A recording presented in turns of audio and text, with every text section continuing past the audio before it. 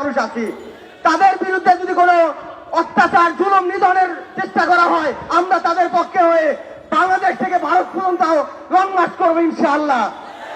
সাথে থাকবে পাকিস্তান, সাথে থাকবো আমরা, সাথে থাকবে আফগানিস্তান ইনশাআল্লাহ। আমরা দেখতে পাচ্ছি 24 অভ্যুত্থানের পরে বাংলাদেশে সংস্কার কমিশন করা হয়েছে, সেখানে একটা ননসেন্স নারী সংস্কার কমিশন করা হয়েছে। যারা বাংলাদেশের মুসলিম নারীদের বোধ বিশ্বাসের সাথে তাদের কোনো সম্পর্ক নাই। আমাদের বাঙালি মুসলিম নারীরা যেই সংস্কৃতিতে বোধ বিশ্বাস করে, তাদের সাথে বিন্দু পরিমাণ এই নারী সংস্কার কমিটিতে যারা আছে তাদের কোনো সম্পর্ক নাই। আমরা দাবি জানাচ্ছি অনতিবিলম্বে এই নারী কমিশনকে বাদ দিতে হবে।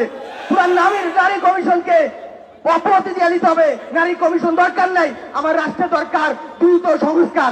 রাষ্ট্র কাঠামোতে নারীদের সংস্কারে রাষ্ট্রের কোনো পরিবর্তন আসবে না নির্বাচনের পূর্বে।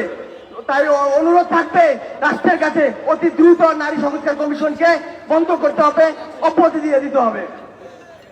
সংগ্রামী সহযোদ্ধা বন্ধুগণ, বিক্ষোভ মিছিল পূর্ব সমাবেশের এ পর্যায়ে বক্তব্য নিয়ে আসছেন ইসলামী ছাত্র আন্দোলন বাংলাদেশ ঢাকা বিশ্ববিদ্যালয় শাখার সংগ্রামী সভাপতি ছাত্রনেতা মোহাম্মদ আবু বকর সিদ্দিক। বক্তব্য রাখবেন ঢাকা বিশ্ববিদ্যালয় শাখা সংগ্রামী সভাপতি ছাত্রনেতা মোহাম্মদ আবু বকর সিদ্দিক। আসসালামু আলাইকুম ওয়া রাহমাতুল্লাহি ওয়া বারাকাতুহু। ভারতের ওয়াকফ বোর্ড কর্তৃক সংস্কার আইন এবং বাংলাদেশে আমরা দেখেছি যে নারী সংস্কার নামে যে প্রস্তাবনা, এর প্রতিবাদে আজকের আমাদের গণ মিছিল পূর্বক সমাবেশের সংগ্রামী সভাপতি এবং আমার সামনে উপবিষ্ট বাংলাদেশের ঢাকা মহানগরের বিভিন্ন স্তর থেকে আগত দায়িত্বশীল বৃন্দ, সকলকে জানাই ইসলামী ছাত্র আন্দোলন বাংলাদেশ ঢাকা বিশ্ববিদ্যালয়ের পক্ষ থেকে আন্তরিক শুভেচ্ছা মোবারকবাদ।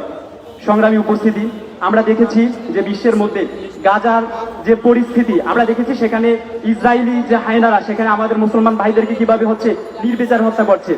সেখানে আমরা দেখেছি নেতানিয়াহু তার ক্ষমতা টিকিয়ে রাখার জন্য সেই গাজাকে তার ক্ষমতার সেই শক্তি হিসাবে আজকে গাজাকে তারা নিপীড়ন চালাচ্ছে। এট দ্য সেম টাইম আমরা দেখেছি ইন্ডিয়াতে নরেন্দ্র মোদী তার উগ্র হিন্দুত্ববাদীকে ধরে রেখে আজকে সে মুসলমান নিধন কর্মকাণ্ড চালাচ্ছে।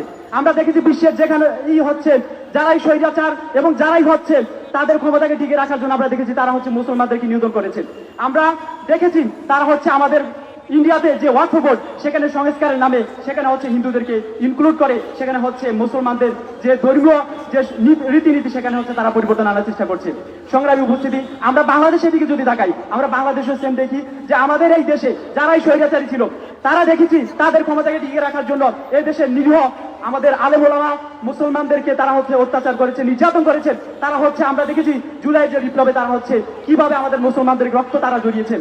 আমরা দেখেছি এখন আমাদের এই বর্তমান যে ইন্টারিম গভর্নমেন্ট সেখানে আমরা দেখেছি নারী সংস্কার, যে নারী সংস্কারের মধ্যে যে নারীদেরকে রাখা হয়েছে, দুঃখজনক বিষয় এই নারীরা আমাদের জুলাই বিপ্লবের সাথে কোনো জড়িত ছিল না, অথচ তারাই আজকে সংস্কার প্রস্তাবনা দেয়। যে সংস্কার প্রস্তাবনার বিরুদ্ধে আমাদের মা বোনরাই তাদের বিরুদ্ধে কথা বলে। আমরা ইন্টারিম গভর্নমেন্টকে উদাত্ত আহ্বান জানাই, আপনারা নারী সংস্কারের নামে যে পায়দার করেছেন সেটাকে অতি বিলম্বে বাদ দেন এবং পাশাপাশি ভারতের যে নরেন্দ্র মোদী তাকে সতর্ক করে দিতে চাই যে সারা বিশ্বের মুসলমানরা ইনশাল্লাহ আবার ঐক্যবদ্ধ হবে এবং সেই ভারত যে ভারত উপমহাদেশে মুসলমানরা শাসন করেছে সেখানে আবারও মুসলমানরা ইনশাল্লাহ তাদের বিজয় ফিরিয়ে পাবে।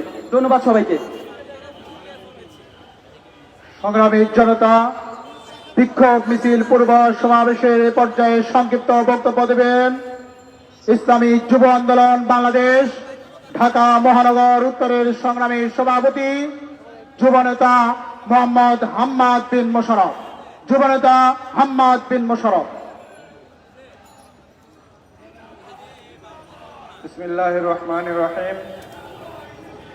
ইসলামী আন্দোলন বাংলাদেশ ঢাকা মহানগর কর্তৃক আয়োজিত আজকের এই গণ মিছিলের সংগ্রামী সভাপতি, উপস্থিত সংগ্রামী জনতা, আপনারা জানেন বিগত 5ই আগস্ট স্বৈরাচার সরকারের পতনের পরে বাংলাদেশে কিছু সংস্কার কমিশন গঠিত হয়েছে।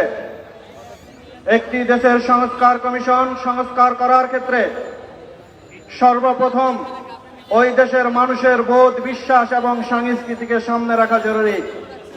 কিন্তু আমরা দেখতে পেয়েছি নারী সংস্কার কমিশন নামে একটি কমিশন যেই সুপারিশ জমা দিয়েছে তা এদেশের মানুষের বোধ, বিশ্বাস এবং সংস্কার বিরোধী। প্রিয় ভাইয়েরা আমার, আমরা জানি না এই সংস্কার কমিশন কি নীতিমালা সামনে রেখে এই সুপারিশ জমা দিয়েছে। কোন শুধুমাত্র সংস্কৃতি বিরোধী নয়, এদেশের মানুষের বিশ্বাস, কোন ভদ্র সভ্য সুশৃঙ্খল মানুষ এই কমিশন জমা দিতে পারে না। নিষিদ্ধ পল্লী থেকে ছুটে আসা মানুষরাই শুধুমাত্র এই ধরনের সুপারিশ জমা দিতে পারে। আমরা মনে করি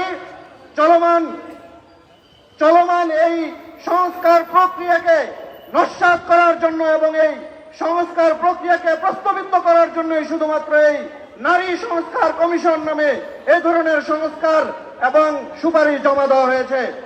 আমরা সর্বপ্রথম এই নারী সংস্কার কমিশন বাতিল ঘোষণা করার জন্য সবিনয় অনুরোধ জানাচ্ছি। প্রিয় ভাইয়েরা আমার, আপনারা জানেন ভারত উপমহাদেশে মুসলমানদের ইতিহাস হচ্ছে বারবার রক্ত দেওয়ার ইতিহাস।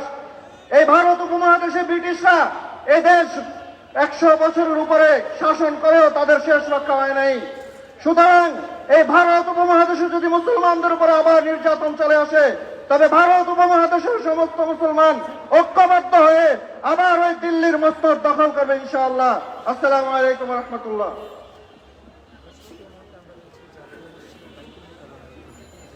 সংগ্রামী বন্ধুগণ, এ পর্যায়ে বক্তব্য রাখবেন ইসলামী শ্রমিক আন্দোলন বাংলাদেশ ঢাকা মহানগর দক্ষিণের সংগ্রামী সভাপতি শ্রমিক নেতা শাহাদাত হোসেন প্রধানিয়া। আসসালামু আলাইকুম ওয়া রাহমাতুল্লাহি ওয়া বারাকাতুহু।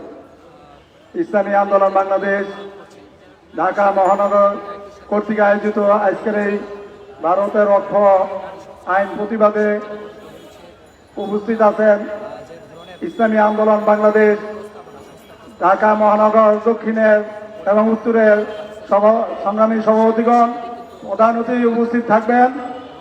আপনারা নিশ্চয়ই জানেন যে ভারতে যে আইন হয়েছে, এই আইন একমাত্র মুসলমানকে নিধন করার জন্য, ঠিক কিনা? আমরা এই আইন কখনোই বাস্তবায়ন হতে দিব না। শুধু তাই নয়, আপনারা দেখেছেন গত 1 মাসের ভিতরে মুসলমানদেরকে যেভাবে হত্যা করেছে, নির্যাতন করেছে, বহির বিশ্বে এর থেকে নিন্দনীয় আর কিছু হতে পারে না। তাই আমরা ভারতকে সাবধান করে দিতে চাই, আপনারা এই দাঙ্গা উস্কানি দিবেন না। মুসলমান বাংলাদেশের হিন্দুদেরকে জামাই আদর করে রাখে, ঠিক কিনা?